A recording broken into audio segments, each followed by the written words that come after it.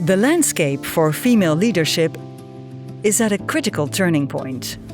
Global headwinds and the retreat of many large organizations from DE&I have made progress more challenging, and it shows, with women now holding less than 33% of mid-market senior leadership roles, a decline of over 1%. But here's the reality. The mid-market is holding firm, with almost 93% of businesses retaining DE&I initiatives, and 3/4 remaining committed to gender equality. And it's paying off. Nearly 44% of female senior hires in mid-market firms recently came from companies with more than 500 employees, showing that as big businesses pull back, mid-market commitment is attracting senior talent. There's also progress at the top. Female CEOs are up again, rising 2% to nearly 24%, the second straight year of growth. Visibility matters.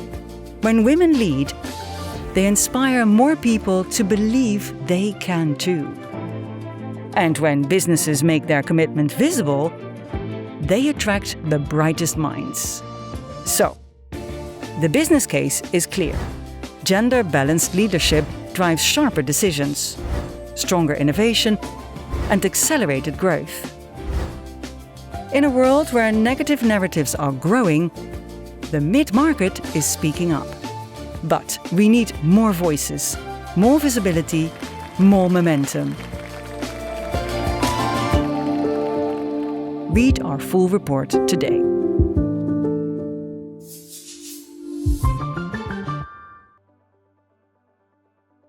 Good morning, everybody, and welcome to our Women in Business webinar. From Visibility to Influence, Building Leadership Cultures Where Women Thrive. Today's event, we have 3 offices joining us, which is the South Africa office, Eswatini, and Botswana. And this is one of many events that we'll be having together. My name is Agnes Dire, and I am the board chairperson of SNG Thornton and the national leader of our General Assurance Service line. To help me unpack our topic today, I am joined by 2 very special ladies who will be sharing their views and observations. I'm joined by Sakshi Shukla, who is an associate director in our Botswana office. Sakshi plays a strategic leadership role supporting the firm-wide growth, brand positioning, and market engagement. She works closely with the managing partner and leadership team on implementing the firm's strategy and strengthening visibility across priority sectors. Sakshi is also seconded to GTIL, Africa Growth Team, where she supports African member firms in strategy execution, capability development, and cross-border collaboration to strengthen network alignment and support growth initiatives. Welcome, Sakshi. Good morning, and thank you, Agnes, and good morning to everyone joining us today. I'm quite looking forward to today's conversation because the theme from visibility to influence is exactly where the real work sits, not just being seen, but being trusted with decisions that shape outcome. Thank you once again. Thank you, Sakshi, and looking forward to your observations this morning. And on joining us also is Gerdelien Taylor, who is a director in our Business Risk Services in South Africa. With more than 28 years of experience, Gerdelien is also the chairperson of the SNG Thornton Governance Committee, and she is quite a qualified lady. She's a CA SA by qualification. She's also made sure she's further studied. She's got a postgraduate in integrated reporting, which she did achieve cum laude. She is a certified certified by the Institute of Internal Auditors. She performs external quality assurance reviews. She also does marketing. So she's multi-talented, and she has many memberships in terms of and focuses on risk and also a lot on governance. Welcome, Gerdelien. We look forward to your contribution this morning. Thank you very much, Agnes. I am looking forward to having this discussion with you and Sakshi and the rest of the team. Thank you. Thank you so much. So our conversation today is anchored in insights from our Women in Business 2026 report, which is the value of visibility. The research highlights both progress and fragility in advancing women into leadership roles across the global mid-market. Globally, women now hold 32.9% of senior management roles, representing a 1.1 percentage point decline from 34% in the previous year. This slight decline reinforces an important message that progress towards gender parity is not always linear and requires sustained leadership commitment. The report also demonstrates that gender diversity delivers measurable business benefits. Organizations with strong gender equality commitments report that 73% have reported that they've achieved revenue growth of more than 5%. 56.2% have increased staff numbers by more than 5%. 48.8% have increased exports by more than 5%, which is normally an indicator of a strong trend. And the purpose of this discussion today is to explore how organizations can convert visibility into influence by strengthening leadership pipelines while fostering cultures where women can contribute fully and lead with confidence. Today, we'll unpack the following concepts in our discussion: progress and fragility in women's leadership representation, moving from visibility to influence, structural barriers in leadership pipelines, leadership culture and workplace dynamics, psychological safety and leadership behavior, regional perspectives from Africa, and then also the, leadership's responsibility and future priorities. Before we dive into our discussion this morning, we have an activity that we need your assistance with. And to help facilitate this activity, we are joined by another special lady. Kanye is our head of tax advisory and one of the women powering progress. She heads up the Africa Test Desk and is the co-chair of our Gender Parity Committee. Kanye was very instrumental in putting together this event this morning, not only the coordination, but shaping the conversation that we are having today. Welcome, Kanye. Great. Thank you, Agnes. Good morning, everyone. I know International Women's Day was on Sunday. I can still say Happy International Women's Day. So to help us kick off, we're going to play a little game. My colleague Kolwani is going to assist me with that. I'm going to ask you all to please use your emojis just to let me know that you can hear me and you can see me. Unfortunately, I can't see you. The platform wouldn't allow us to do that, but I think it will help the conversation. It's an indication that you are engaged. So if you had your screen in the background and you're doing something else, I am begging you for this moment and for this game, and perhaps for the rest of the conversation as well, to please just shut off that screen and let's just be here together. So Kulwani, if you can please just bring up the slide for now, and I'll just take everyone through the game. So what the game is, Kulwani is going to put up a slide, right? You're going to see a series of images. You'll see first one image. Please focus on the image that is in front of you. I will read out the question, and a pop-up or poll is going to come up, giving you different options. So you can select one option, what the correct answer is, and you will get 3 seconds to do so and submit, and then we'll move on to the next one. So right now you should have the first image. It is an image of 3 people, right? The question is, which of the 3 people is bigger? So you have 3 seconds once the poll comes up to answer that question. So Kolwani, I'm going to wait for the poll to come up before I can count to 3. And then once I count to 3, please just move forward to the next question. Please do complete this. If you have done it before, you can stay out of it because we would just like to get your first reactions as someone who's never done it before. Sorry. So 1, 2, 3. If you can now cancel, and we can go on to the next one.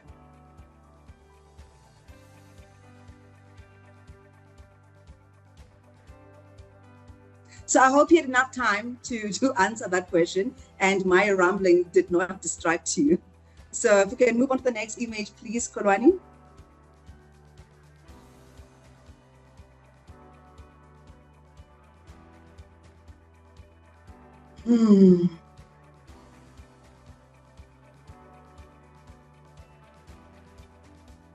The image did not change. Is that just for me or for everyone else? The image is exactly the same. It's still the 3 people. So again, thumbs. Konwani, please change the image, and then we can get before you run the poll.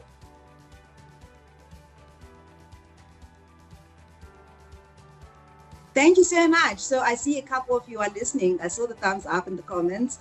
That is what I was looking for. Well, not the part where the image did not change, but the interaction. That is very helpful.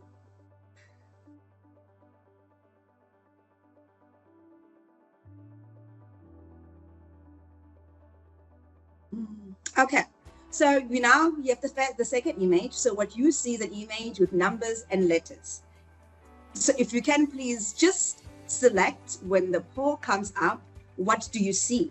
So that you'll have different options, as you can see on the other side, where you have A, B, C, and 12, 13, 14, and so on and so forth. So again, you'll have just 3 seconds. When the poll comes up, I will count to 3, and then this will all be done. You need to select, what do you see? Okay, we're waiting for the poll. I am putting the drum rolls on my end. Well, there's no drum rolls on the sound. Okay. Sorry, so the poll launched earlier. So if everybody can have that attention to the chat to select. Okay.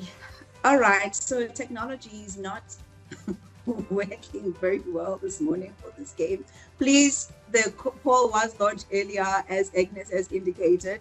If you can just go back onto the chat and complete that, then if you can just complete the chat on the poll. Sorry, they're saying it closed, unfortunately. Okay. So it's back up again. If you can please just run that. Select again. Remember, you had an image with letters and numbers on the side. So please select what did you see on that image, not on your. Okay, 1, 2, 3. So much time for this one. You can please move on to the next one.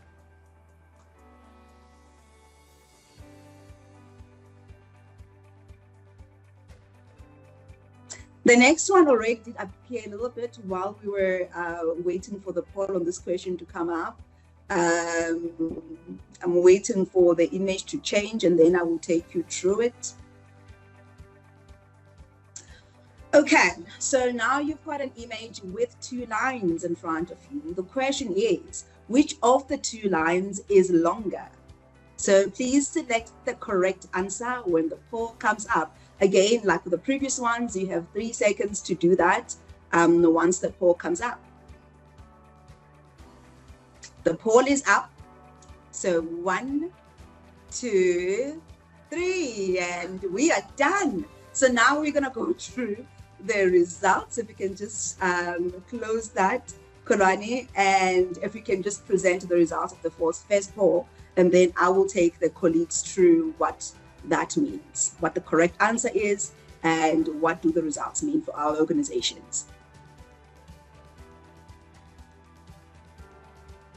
So Kanye, I'll read out the results for you on the chat. Okay. So the one on the which person is the biggest, we had 9% of the respondents saying the first person, 2% saying the second person, 22% saying the third person, and 65% of the people saying they are all the same size on the first one.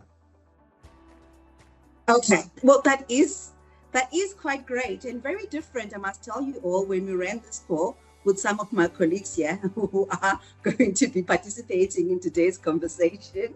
So you are right. The people on that image were all the same size, but they all appeared to be of different sizes because of how the rooms are designed. So the other 2 people appeared to be feather, when the other one was smaller. The bigger one is closer, therefore appears to be bigger. If you can move on to the next one. Okay, on the next one, 44% of the respondents indicated the first submission, which is ABC, and 12, 13, 14. 1% indicated the second option, ABC, and 12B and 14. 44% indicated A, 13C, and 12, 13, 14. And then 10% indicated A, 13C, and 12B, 14. This one was very varied. Yes. So this one is quite interesting, right? I'll just focus on the two. So you've got an image. If you can just bring it back up, that is possible. You've got an image, same image. It shows you shows you letters and it shows you the numbers. So you've got, I'll talk to the 44% that says it was A13C and the ABC. So for the colleagues that read this as ABC and 12, 13, 14. So your brain made a choice to read B as 13 in the one end, and it read it as B on the other one, which I think just shows, so I'll just talk to later on after the next one about the importance of doing whatever we can to moderate or counter the automatic and snap decision making that our brains have engineered over time to just make lives easy for us. So the correct answer here is either, depending on how you want to see the B, it can either be, if you see a B, it should only be A, B, C, and 12, B, 14, because B must remain the same. It can't change because you're reading from 12. Or if you saw 13, it should be A, 13C, and 12, 13, 14. So, because again, B must be B, it can't change and become 12 or 13, depending on what your brain wants to achieve, whether intentionally or unintentionally. So then we'll move on to the next one. Okay. The next one, can you, for 40% of the respondents said the line on the top, 6% said the bottom line, and 52% said they are the same length. So this one is one of the, it's very interesting, and I think I'm very happy to see that majority of you obviously said they're the same length. They appear to be different lengths because of how the lines begin. So the first time I saw this image, I was reading a book by Daniel, I think his name is Kahneman. I literally went and I got a ruler to measure because I couldn't believe that the lines were not the same. I was like, no, this one is trying to trick my brain. So why is this important, and why is it important for today's conversation, right? Our whole worldview is shaped by what we observe, the society that we live in.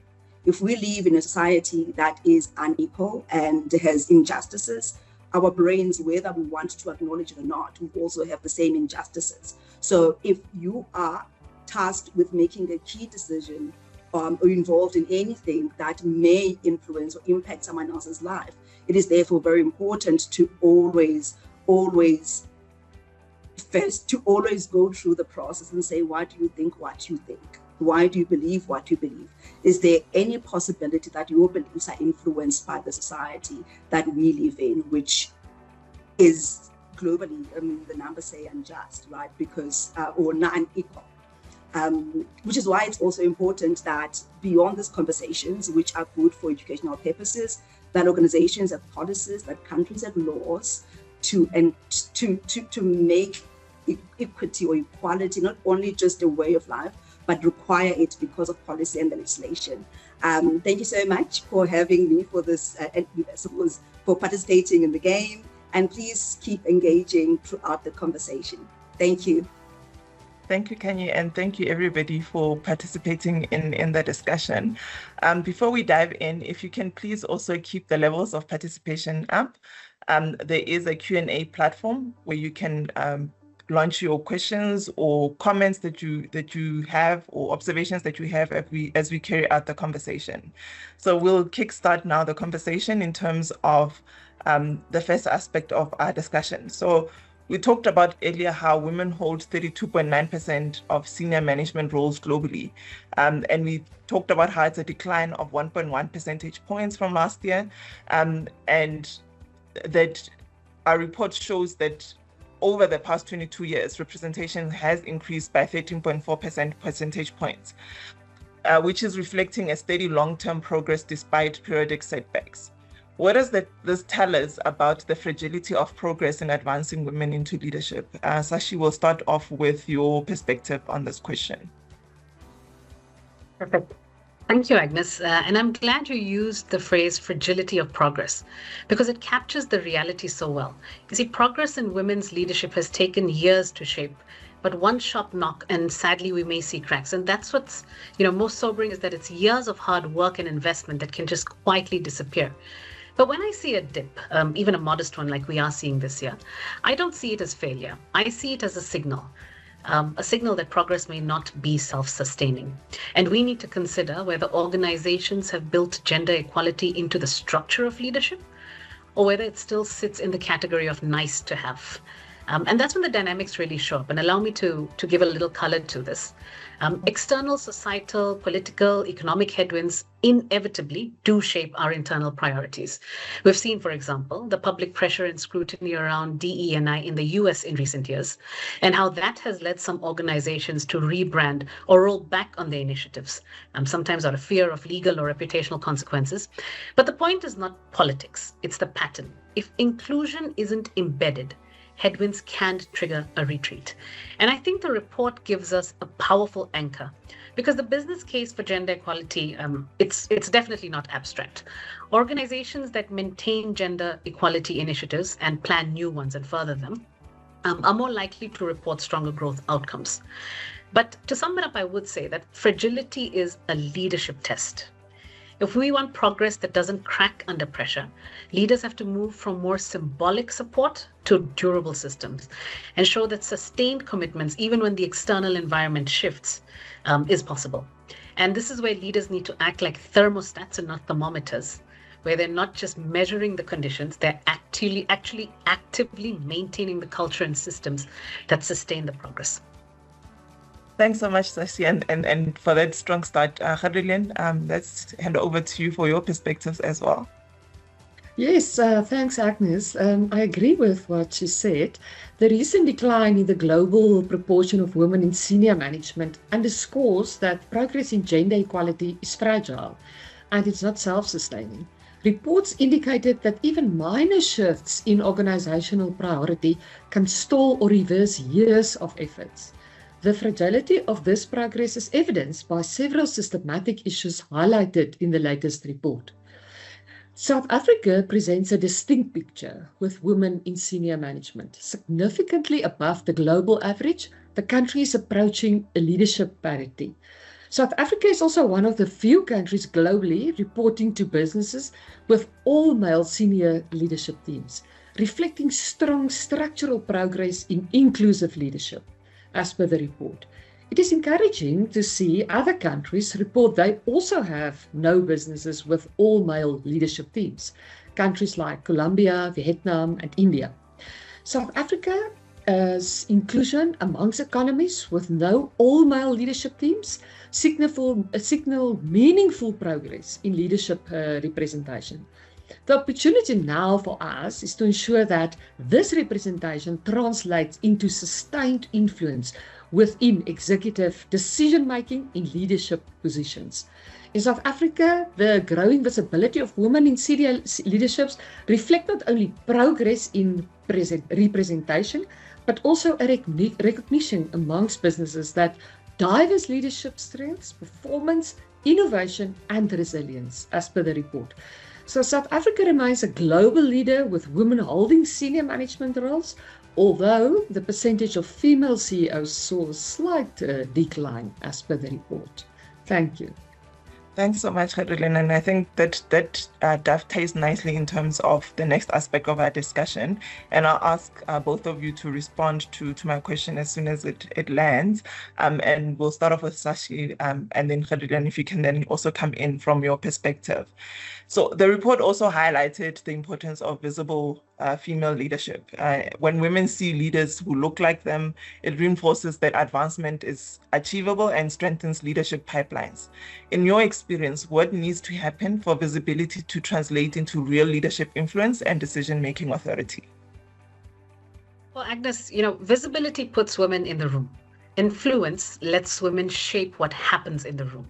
And that gap between being present and being powerful is where organizations may lose momentum. So to your question, for visibility to translate into real influence, I think 3 shifts need to happen. First, visibility must move beyond symbolism and into decision-making forums. So it's not just about who appears on an organogram and who is present when the strategy is being debated, but who actually contributes to that decision, who contributes to the budgets that are being allocated and when the priorities are being set.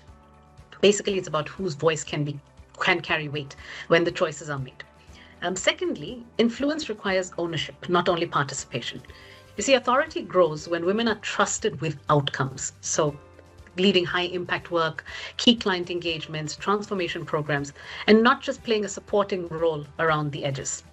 And then third, and in my view, this is really the accelerator, is that organizations must move from mentorship to sponsorship. So mentorship often happens in the room. So it's guidance, it's coaching, it's feedback. But sponsorship happens when you're not in the room and when someone senior puts your name forward, backs you for the stretch role, and uses their own credibility to open a door before you've even knocked on it. And I feel that these 3 points is exactly why the report's theme really matters. Because when women see leaders who look like them, they believe that advancement is possible.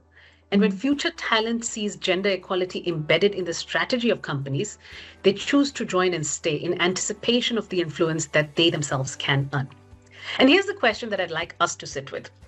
Are we giving women the spotlight, or are we giving them a microphone and a mandate? Because when that shift happens, visibility really turns into influence. Definitely. I fully agree with what you just said. And I would also say that structural and systematic design is very important. True authority requires a shift in how organizations define and reward leadership to advocate for women's promotion and inclusion in high-stake decisions and decision-making processes.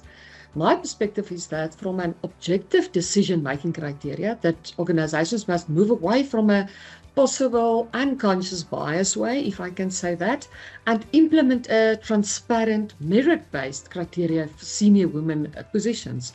Without consequences for failing to advance women, gender equity remains symbolic, as Saskia said, rather than functional. Building leadership influence on an individual level is critical.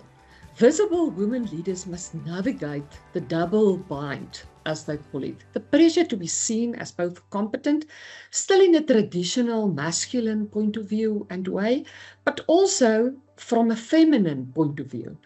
So internal grounding is important for women. Developing a strong leadership identity is crucial. Without emotional resilience and a clear sense of authority, public scrutiny can erode a leader's confidence, especially women's confidence, rather than empower it. From my perspective, cultural transformation is necessary in the workplace to accomplish this. Influence is often granted by those already in power, so maybe possible training to male executive to actively amplify women's voices in meetings and credit their ideas and essential input for shifting the culture is needed. And also to normalize a diverse style. Organizations must value communal leadership traits such as empathy, collaboration, listening, and they must view it as strategic assets rather than weaknesses. Thank you. Thanks, Caroline, and thanks, Sashi, for your perspectives. I think they are very interesting, and I hope they are opening up or leaving colleagues with questions that they have not thought about before or have not thought about in the same way that we've discussed this morning, right? On the next aspect, we talked about how overall representation has dipped slightly, but there has been progress in some senior roles. For example, 23.8% of CEOs, we've talked about the roles that women play as well. 23.8% of CEO roles globally are now held by women, which represents an increase of 2.1 percentage points from last year. However, representation across leadership roles remains uneven. what structural barriers still exist in leadership pipelines? And to the extent that this is not there in your market, what barriers had to be overcome around structural barriers? Starting off with Sakshi. I'm sure you're tired, Sakshi, but we'll start off with you again. No, that's perfectly fine. But before I speak about the barriers, I want to acknowledge something interesting from a Botswana lens, both from the International Business Report insights and also from what we're seeing on the ground. See, in Botswana, we do have visible proof that women can and do reach the top. So, for example, CEOs of several prominent organizations are women in Botswana. This includes Mascom, which is a sister company of MTN in South Africa, Botswana Insurance Holdings Limited, Old Mutual Botswana, Air Botswana, Bank Gaborone, and Lucara Diamonds, which has the youngest female CEO in the world leading a diamond company. And that visibility matters because it doesn't just inspire, it changes what leadership looks like and what the next generation believes is possible. That said, I do have a few observations about the structural barriers that could still narrow the pipeline into leadership or CEO roles. So first, it's what I would call the hot jobs. So the CEO pathway usually flows through roles with experience in revenue, ownership, operations, technology, or major transformation leadership. Yet women often remain concentrated in more functional roles. So your chief marketing officer, chief HR officer, so on and so forth, which can unintentionally narrow the route to the top. The leadership task, therefore, is not to help women excel only in functional roles, but to intentionally create the bridge into these CEO shaping roles over time. Again, another observation that I have from Botswana is that we're seeing that the operating environment can create new pathways for women. The Data Protection Act, for example, which came into effect last year, has elevated data governance, cybersecurity, compliance to board and executive level priorities, thus opening strategic leadership lanes, including roles such as Chief Technology Officer or Chief Information Officer. And these shift matters because they expand the definition of what strategic leadership looks like and who gets considered for it. Secondly is the informal layer. So progress is often shaped by exposure and confidence signals. Who is put into the high-stake moments, who gets visibility with senior stakeholders, and who becomes trusted through repeated opportunity. And finally, and this is really an opinion that I have, that there could be a bias in risk perception. You find that women may be assessed on their readiness, while men are assessed on potential, and that difference could be decisive. It can slow women's progress into influential roles like CEO. And as leaders, I think we need to take responsibility to identify if such biases exist within ourselves, or for that matter, within our organizations. And if so, we have to challenge and consciously overcome them if leadership pipelines are to be truly merit-based. Thanks, Ashi. And I think the report also, on a positive note, also does note that there is increase in terms of chief information officers, which also is a signal that women are also looking at key strategic initiatives of businesses. And it's a trend that we will obviously look to continue to observe. Khairullah, your perspectives? Barriers that I see that still exist in leadership pipelines is that gender equality strategies is not always embedded in the organizational formal strategies. And that is critical to have a gender equality strategy on women empowerment and to embed that in the organizational strategy. Through the Women in Business report, it is also clear that the mid-market firms understand what the value gender diversity brings and are seeking to ensure that it's embedded across business strategies. But structural barriers in leadership pipelines that still exist and prevent women from reaching these top positions occur. At first level management, for example, there's often primary bottlenecks that occur much earlier than the so-called CEO ceiling. So this initial gap permanently then thins the pool of women eligible for future senior CEO positions and C-suite positions. Also, the lack of high-stakes operational experience. Women in middle and senior management are frequently funneled into operational and support roles rather than strategic roles. So without the exposure to these core strategic roles and high impact mandates, women are often deemed to be unprepared for the senior roles such as CEO during succession planning. There are still boardrooms that operate under traits like individualism and assertiveness over the collaborative and empathic styles often demonstrated by women. And that is where I see some of the barriers still exist, Agnes.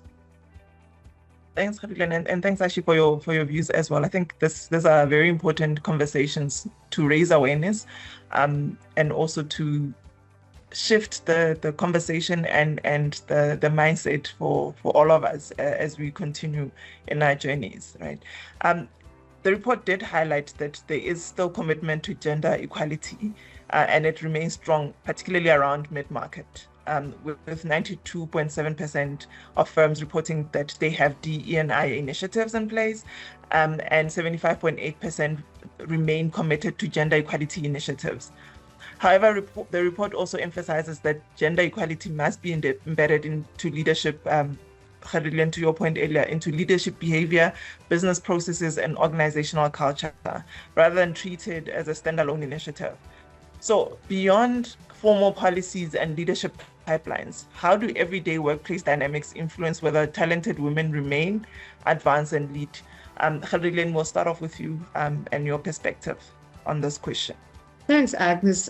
I think while formal policies and pipelines provide the bones of career progression, everyday workplace dynamics, the lived reality, determine whether talented women actually remain and thrive in leadership positions.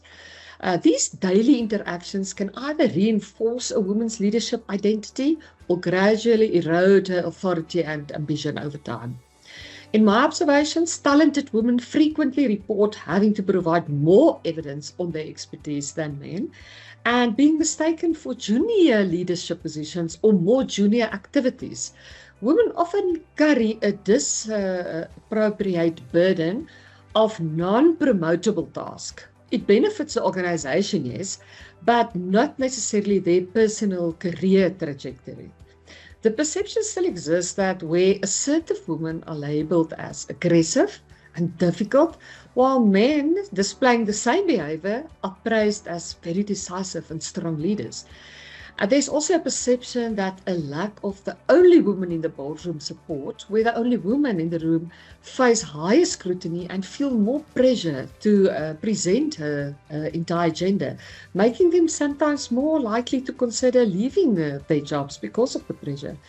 In my opinion, we should embrace a culture that is truly inclusive of gender and race at all times, Agnes. Thanks. Thanks, Khadilin. Sashi? Yeah, I completely agree with what Khadilin has just said. Agnes, culture. It's culture, because policies can sit on paper, but culture is really what people experience on a day-to-day. And in my view, culture is the backbone of any organization that shapes whether talented women excel. And it shows up in small daily dynamics, that eventually end up creating a big outcome. So, for example, it's who gets heard in meetings, who gets credit, who gets invited into the pre-meeting where decisions are shaped, who gets trusted with a high-stake work that builds a leadership track record. And I'll share something that intrigued me during a conversation with one of our S&G female leaders. It was that sometimes some men may feel anxious or skeptical about advancing women because they assume it reduces the opportunities for them. But if we dismiss that emotion, I think we're going to be losing allies. So in my view, communication is key. We need to be clear that this isn't about taking opportunity away from anyone. It's about removing barriers and widening the fair opportunity. And we need to listen with compassion when, even if we strongly disagree, we need to listen with compassion so that we can move the conversation from fear to shared accountability with everyone here as allies. And I think this very nicely directly aligns to the report points as well, that gender equality has to be embedded in leadership behavior, driven by culture. Business processes, organizational culture, these are very important and they should not be treated as standalone initiatives. Because in my view, everyday cultural dynamics of inclusivity ultimately decide whether a woman wants to remain and rise or if she wants to resign. These are very important perspectives and also dovetail very nicely into the next aspect that I want to unpack with the two of you.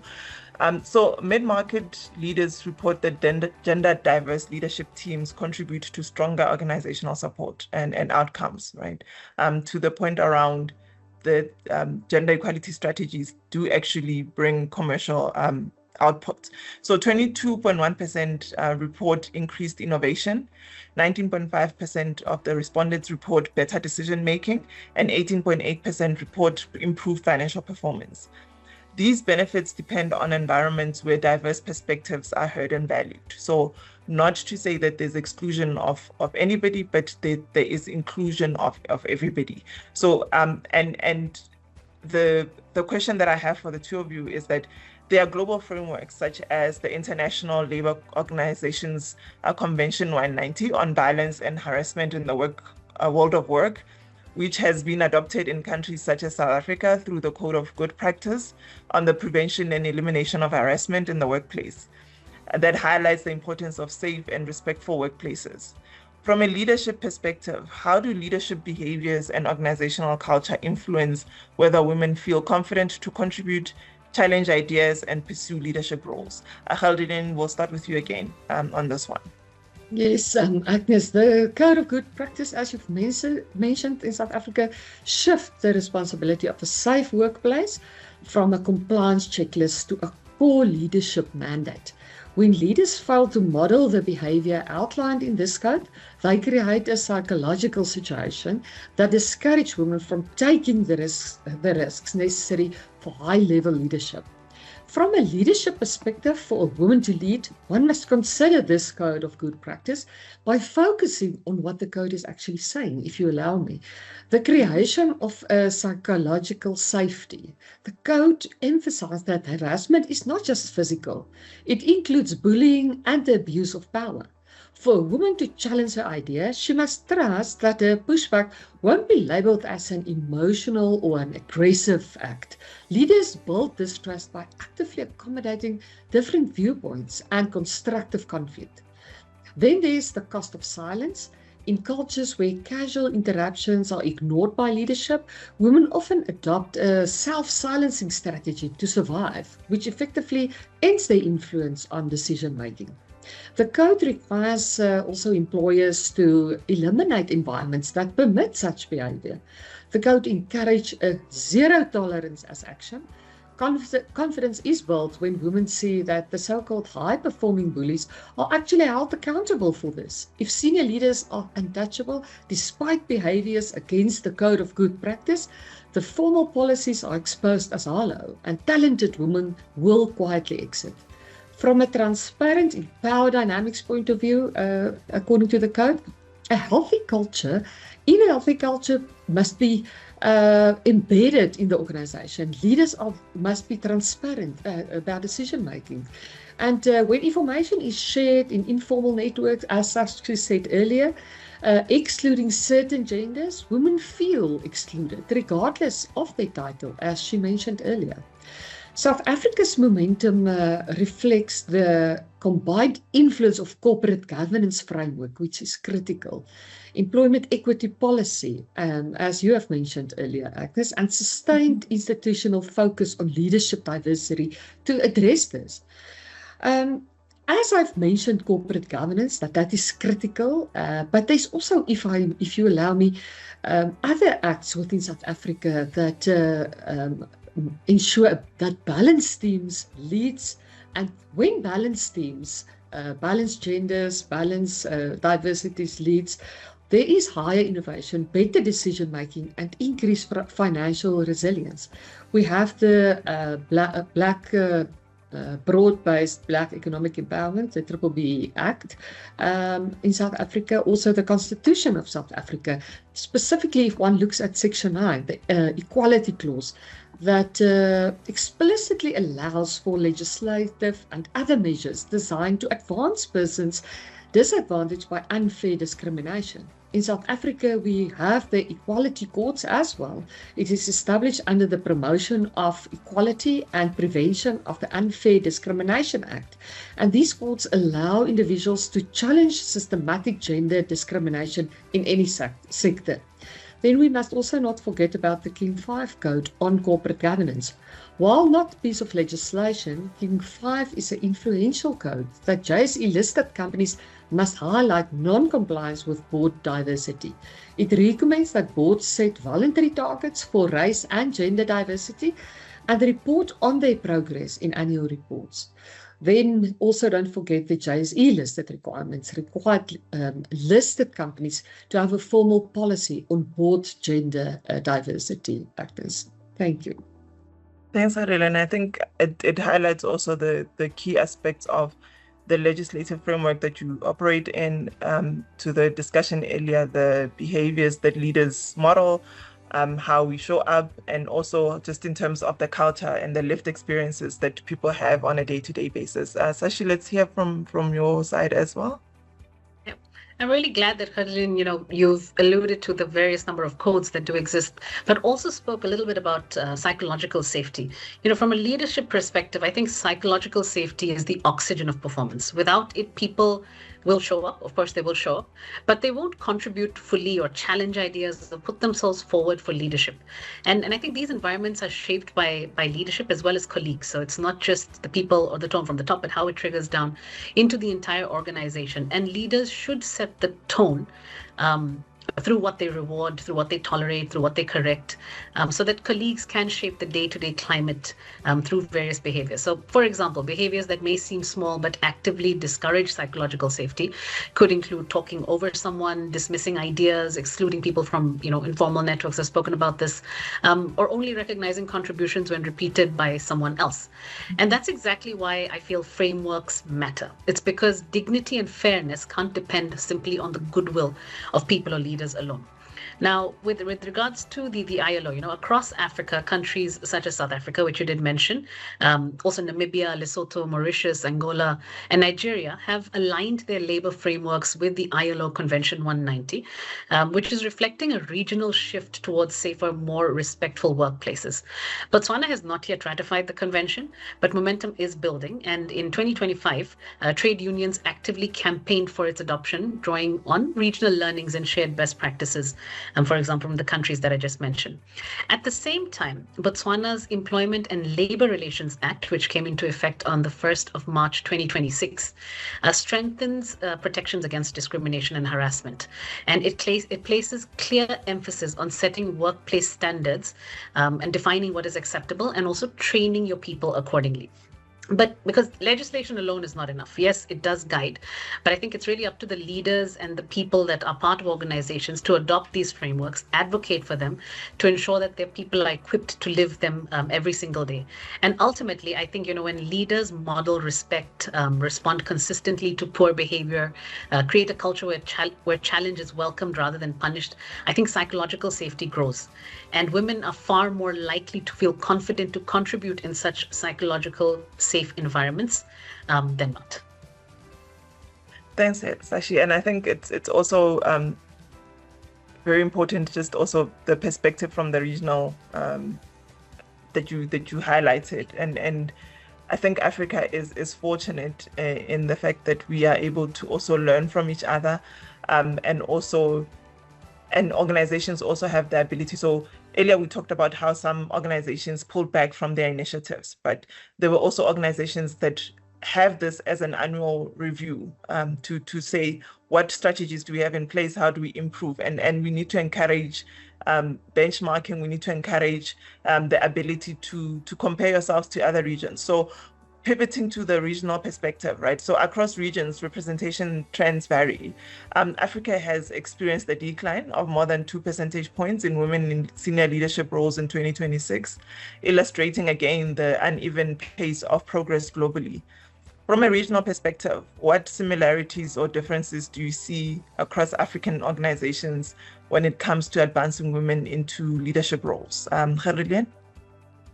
I think culture remains a structural barrier, but among that, there's several structural barriers across the African organizations that exist. If there's a scarcity of qualified women in middle management, for example, it will create a thin pool for senior leadership appointments later on. Entrenched cultural norms and gender stereotypes continue to associate leadership with certain characteristics, forcing women to compete sometimes in outdated systems. Sometimes women are disappropriately appointed to leadership roles during times of organizational crisis, and that also increases their risk of professional failure. Informal exclusion that we have touched on, I think, is also across board when it comes to strategic decision making. Often happens in inaccessible networks, as we've mentioned already earlier.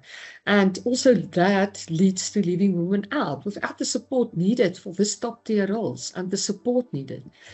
The pace and nature of progress vary significantly by region and country. In South Africa, as a corporate leader, leads the continent and exceeds the global average in the report, as we've seen, with women occupying senior management roles and board seats at the listed companies. From a sector-specific variations point of view, in regions with heavy reliance on traditional industries like, for example, mining, systematic barriers like inflexible workplace cultures remain more pronounced. In contrast, divisions like HR, finance, the CIO, show high female representation, with women hold a higher percentages of those roles in the South African mid-term markets and firms, as per the report. Gender inclusion is increasingly embedded within leadership structures and governance frameworks, reinforcing these positions as leaders' inclusive organizational leadership and promote it despite the barriers that still exist across the different regions. Thanks. Thanks, Khadulin. Sakshi? Looking, across the African data in the Women in Business 2026 research, I think a consistent picture does emerge. Many markets show strong representation of women in senior management, often at or above the global average, which is clear evidence that women are still present in leadership pipelines across the region. But at the same time, the data also shows variation in depth and consistency, where you see that some markets are demonstrating embedded progress, while others still have a meaningful share of business with no women at the top. Now that is a concern. And when we look more closely at this, regional pattern, the differences tend to sharpen.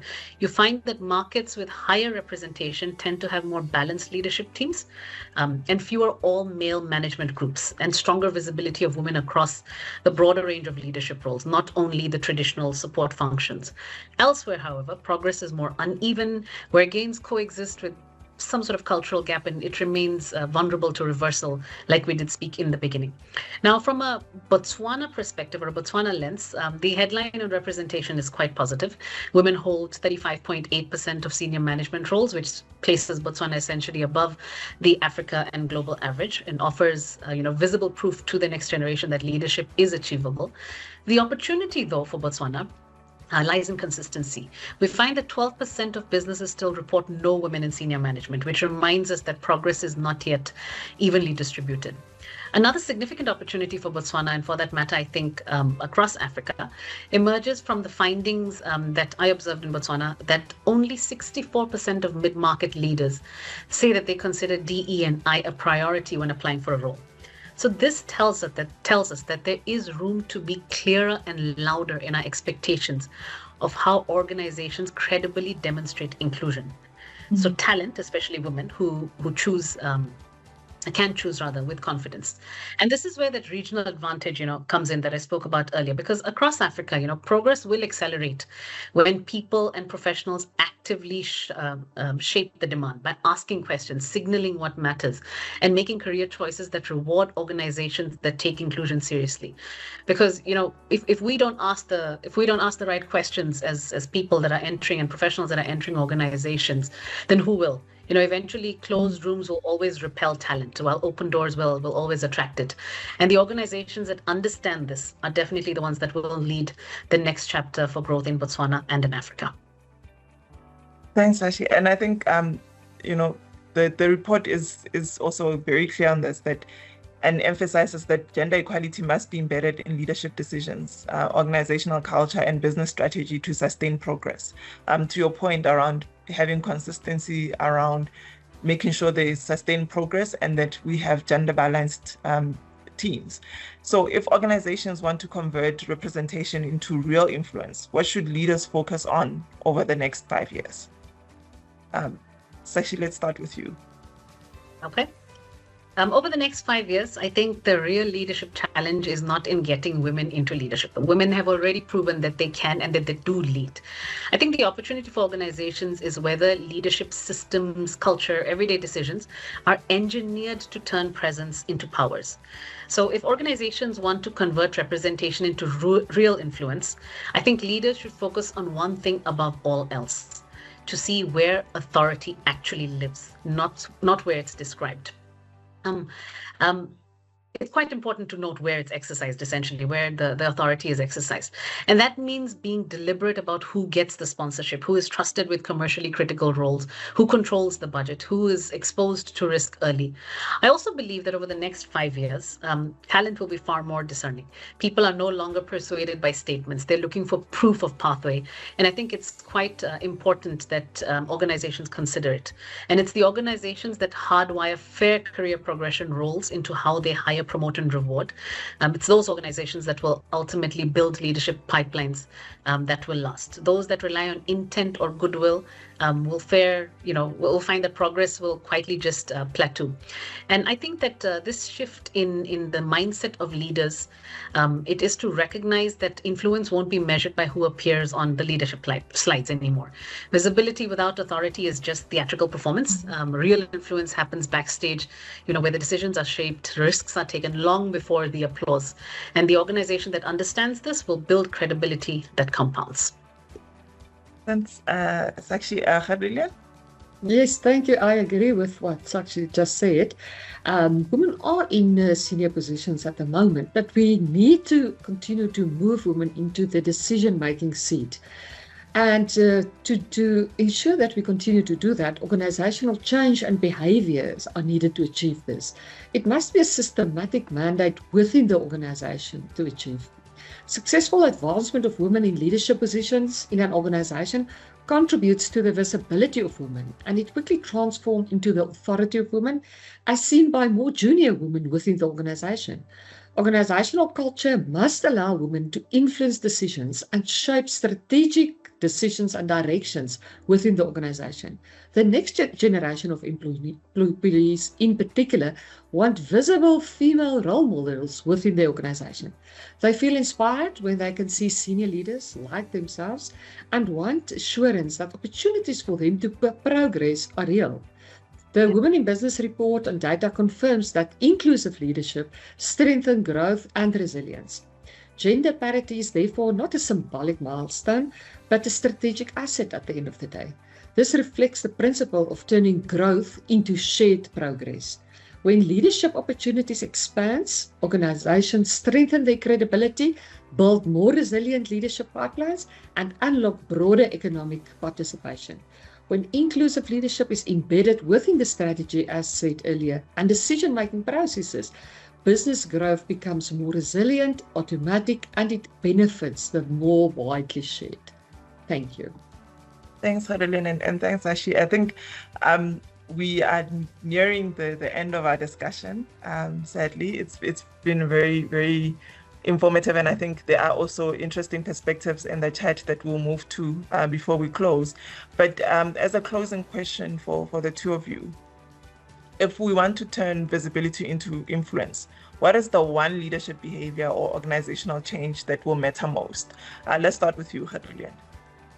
For me, is what I've touched on earlier. It must be embedded in the strategy of the organization, and it must be an absolute focus point, and it must be visible through the strategy of the organization. Once visible, other role players, more junior leaders will see that the change and the action is there, and in visible transformation will happen as we see the trajectory for South Africa is already on the positive line. But if not embedded in the strategy, Agnes, I feel we are wasting valuable time. Thanks. Okay. I think I share, the exact same sentiment, Harleen. If I had to distill it to one leadership behavior that matters the most, like you rightfully said, it would be how leaders intentionally design how opportunity and influence flows through their organizations. It's not by luck, but by design. And that idea, Agnes, really sits at the heart of the Women in Business, 2026 report, which reflects in the 3 recommendations on what leaders should focus on next, which I would like to briefly summarize, if you allow. Firstly, it's to use impact to accelerate gender parity and business success so that inclusion is anchored in outcome and not intent. Second is elevate diverse voices, not just into the room, but into decisions that truly matter. And third, increase visibility in ways that unlock opportunity and attract talent, making progress real, credible, and visible to those that are making career choices.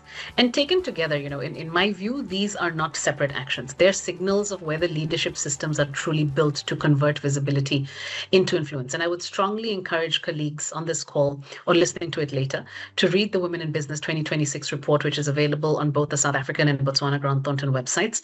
I think it's quite insightful, it's practical, it's data-driven, and it challenges all of us to think differently about progressing gender diversity, a conversation that we can all have with our colleagues, our clients, as well as our communities.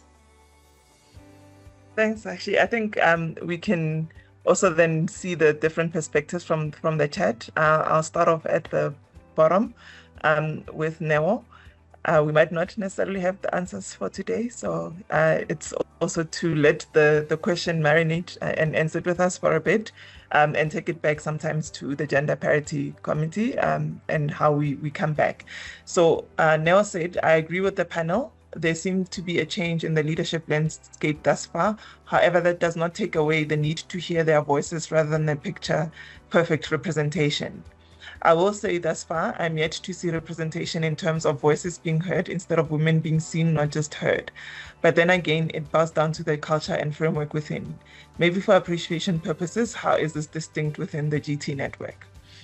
I think this one we will have to come back, reflect and come back. I don't know if Sakshi and Gerilyn have a different view, but I think from my perspective, that would be one that we need to sit with and reflect. Yeah. I agree, with what Neo has shared. I would share one perspective, though, which I have seen not only sitting in Botswana, but across the board, in my role where I get visibility into other firms within the network, is that opportunity is always looked at as fair for everybody. There is a general inclination because of the strategy that the Thornton International, GTIL has put through and the network has graciously adopted, in that we're looking for talent, we're looking for results, we're not looking at what is bringing in that talent. I can say, as my first observation, that's something that is prominent, at least across the African member firms in Southern Africa and East Africa, as well as in West and North Africa. Yeah. Thanks, Ashi. I think, Gerilyn, would you like to? I fully agree with what Sakshi said, and I also fully agree with the frameworks in place from the GT network that allows that opportunity. But furthermore, I think there's so much more to this question to unpack and that we can revert to a group to. Yeah. But I fully agree. Yeah. Thanks, ladies. I think those initial first perspectives are very important, but there's also the other aspects that need to be unpacked and that we need to come back. And I think it's also that sometimes we also don't have a different perspective of what other people are seeing. And I think Sakshi's point is also quite important because she does have the benefit of seeing other member firms. I think I had a recent experience, particularly Gerilyn, for example, the South African context. Yes. I think sometimes we often don't even see just how much progress has been made. And when you look at what the rest of the world is doing and what the rest of the world is seeing, even in our own profession, the recent developments are very encouraging. But I think it is a question that we need to unpack further and come back to the colleagues. Yeah. There's also another perspective from Chioma. And Chioma said that culture is really the major barrier in my view. There are some very damaging preconceived notions that are really killing what we are trying to achieve with gender balance in the workplace. Many times during such discussions, I have heard women say things like, "You know how women are," and this is said in a demeaning manner. Once a woman takes up a leadership position, it almost always expected that she would be so aggressive and heartless. The same behavior from a man that would be viewed as strong and applauded. The same is if done by a woman will be labeled as aggressive, mean, and the like. Sadly, women do join in such conversations even more than men. So if we are to take notable progress, it must start with a change of mindset achieved by re-educating people from the notion they grew up in. I think so. Would you like to share perspectives? Or I think that is a very strong perspective that we can let sit as well. Sakshi? Yeah. Well, I actually really liked, the reflection that Kanisa gave on this, where, she said that just simply being female doesn't mean that one will not have beliefs that can be harmful to women's progression. I think, sometimes not all experiences are very positive, and that is unfortunate. And it is true that society does shape the way that we look at women in the workplace. And I think it's important, like Kanisa mentioned, the policies as well as the training that we provide to people. Education is quite important so that we are actively changing those beliefs. But I do believe sometimes it's also quite individual experiences, and it's very unfair to just blanket statements say that all women don't support other women. You find sometimes it's men that don't support women, sometimes it's women that don't support. And really, it's up to us to be compassionate in understanding that they're coming from a place where their society has taught them differently. We are a product of our society. And we must see how we can collectively try and change that perspective and ultimately change behaviors. Thanks, Sashi. Khadija? Agree with what Sakshi just said. And I think also this is why we're having these initiatives like today, and especially having these group discussions and allow people to ask questions and reflect and get back to them and have that then as part of our gender committee discussions as well. It just shows you how important this is for all of us. From a cultural perspective, yes, we grew up differently. Yes, there's a lot of education needed across board, but also there's good and bad that was taken into consideration. Having this discussion, preparing the reports, and I hope through discussions like this and many more to come that we will have active participation and create awareness and make people feel that they are safe in a safe environment. And we've come a far way, although yes, long way to go, but we've come a far way from where we've been. Yeah, thanks. I think Khadija, on that perspective, I'd like to wrap it up here and just share that I hope our conversation today has reinforced for those allies, reinforced for the people that are currently supporting gender balance teams, that we are doing the right thing. I hope it's also for those people that have not necessarily been allies. I hope it's also given you a different perspective. I hope it's given you additional information on how you can actively be involved. And as a closing thought from the report, the Women in Business report reminds us that gender parity is not only about representation. It is about ensuring leadership environments that allow women to influence decisions and shape organizational direction. Ultimately, turning visibility into influence requires leadership cultures where women can contribute fully, lead confidently, and help organizations turn growth into shared progress. And on that note, I'd like to thank you, Khadija and Sakshi, for your contributions today. Thank you to Chioma and Neo for your contribution on the chat, and Kanye also for your special contribution to this. Also, thank you to the marketing team for helping us organize this event. Thank you, everybody. We hope that what we've said today, the report as you read it, the conversations that you have, continue to have the conversations and let it sit, let it marinate. And for those areas that we need to come back, we will do so. Thank you, everybody. Enjoy the rest of your day. Bye.